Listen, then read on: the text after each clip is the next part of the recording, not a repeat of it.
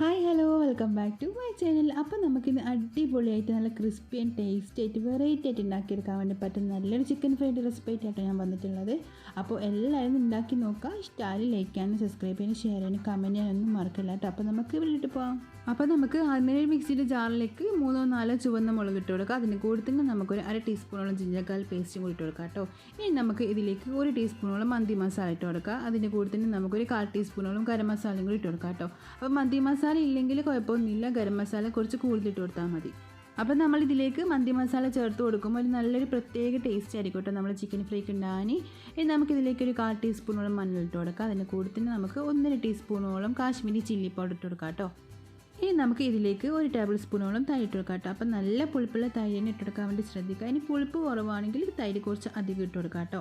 ഇനി ഇതിലേക്ക് നമുക്ക് 1.5 ടീസ്പൂണോളം കോൺഫ്ലോർ ഇട്ട് കൊടുക്കാം കേട്ടോ. അപ്പോൾ കോൺഫ്ലോർ ഇല്ലെങ്കിൽ മൈദപ്പൊടി ആയാലും മതി കേട്ടോ. 1 ടീസ്പൂണോളം നമുക്ക് മൈദപ്പൊടി ഇട്ട് കൊടുക്കാം. അപ്പോൾ കോൺഫ്ലോർ ആണെങ്കിൽ 1.5 ടീസ്പൂണോളം ഇട്ട് കൊടുക്കുക.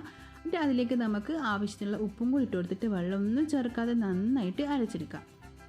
ഇപ്പോൾ നമ്മളിതാ ഒരു 1/2 കിലോ ചിക്കന് നന്നായിട്ട് കഴുകി വൃത്തിയാക്കിയിട്ട് എടുത്തിട്ടുണ്ട് കേട്ടോ. അതിലേക്ക് നമ്മൾ അരച്ച് വെച്ചിട്ടുള്ള മസാല ഇട്ട് കൊടുത്തിട്ടുണ്ട്. എന്നിട്ട് കൈ വെച്ചിട്ട് നന്നായിട്ട് മിക്സ് ചെയ്ത് കൊടുക്കുക കേട്ടോ. നമ്മൾ കൈ വെച്ച് തന്നെ നന്നായിട്ട് മിക്സ് ചെയ്ത് കൊടുക്കുക. ചിക്കൻ്റെ എല്ലാ ഭാഗത്തും നമ്മൾ മസാല നമുക്ക് നന്നായിട്ട് മിക്സ് ചെയ്തിട്ട് പിടിപ്പിക്കാം കേട്ടോ.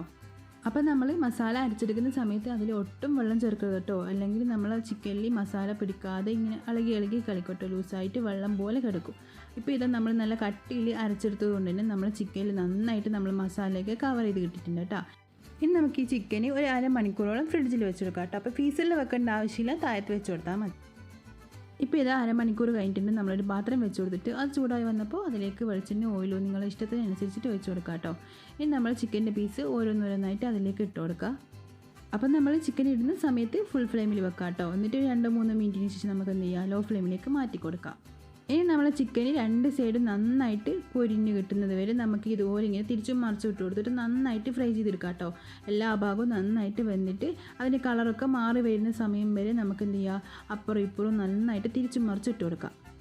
അപ്പം നമ്മൾ അടിപൊളി ചിക്കൻ ഫ്രൈ ഇവിടെ റെഡി ആയിട്ടുണ്ട് കേട്ടോ. നല്ല ടേസ്റ്റ് ആയിട്ടുള്ള ക്രിസ്പി ആയിട്ടുള്ള നമ്മൾ ചിക്കൻ ഫ്രൈ റെഡി ആയിട്ടുണ്ട്. അപ്പോൾ നമുക്ക് ഒരു പാത്രത്തിലേക്ക് ഇത് മാറ്റി കൊടുക്കാം.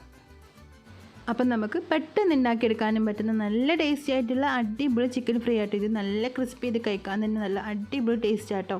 അപ്പോൾ നിങ്ങൾ എല്ലാവരും ഇതൊന്ന് ട്രൈ ചെയ്ത് നോക്കുക. ഇഷ്ടമായി ലൈക്ക് ചെയ്യാനും സബ്സ്ക്രൈബ് ചെയ്യാനും ഷെയർ ചെയ്യാനും കമൻറ്റ് ചെയ്യാനൊന്നും മറക്കല്ലേ. നമുക്ക് മറ്റൊരു പിന്നെ കാണാം. Bye, thank U.